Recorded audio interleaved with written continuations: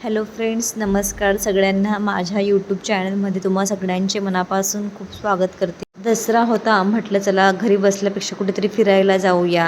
बरेच दिवस झाले नव्हते, घराबाहेर पडलेलोही नव्हतो, म्हणून मग ठरवलं की चला कुठेतरी बाहेर जाऊ आणि थोडं फिरून घेऊ. दर्शूला पण थोडं बरं वाटेल, तो पण बाहेर फिरला की मुलांना थोडं फ्रेश वाटतं.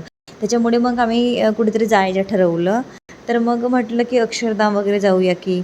पण त्या ठिकाणी एवढी गर्दी असते सुट्टीच्या दिवशी, त्यामुळे आम्ही तिथे जाणं कॅन्सल केलं आणि आम्ही ठरवलं कुठेतरी मॉलमध्ये जाऊया. थोडं फिरू वगैरे, थोडंसं खाऊ, स्नॅक्स वगैरे एन्जॉय करू.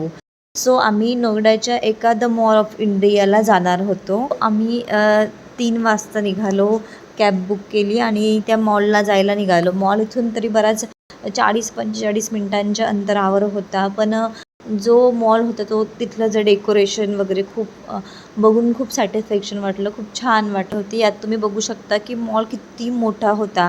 हा फक्त मी एक साईडचा व्ह्यू घेतला आहे. ह्या मॉलमध्ये बऱ्याच प्रकारच्या आउट ऑफ कंट्रीच्या देखील शॉप होत्या, जसं की डायसो, मिनिसो. आम्ही देखील बरीच शॉपिंग केली. त्यात आम्ही दर्शूला कपडे घेतले, माझ्यासाठी थोडीफार हेअर क्लिप्स वगैरे घेतले, हेअर बँड्स घेतले. ते दर्शूसाठी आम्ही बाटावरून ह्या सँडल्स घेतल्या. नंतर मी माझ्यासाठी हे सुंदर असं ब्रेसलेट घेतलं, जे आपण जीन्सवर किंवा सलवार सूटवर देखील आपण घालू शकतो. तुम्हाला कसं वाटलं मला कमेंटमध्ये नक्की कळवा. थोडी शॉपिंग आम्ही DIY वरून पण केली. तिथं मी हे रबर बँड्स घेतले. डायसोवरून मी माझ्यासाठी हेअर पिन घेतल्या.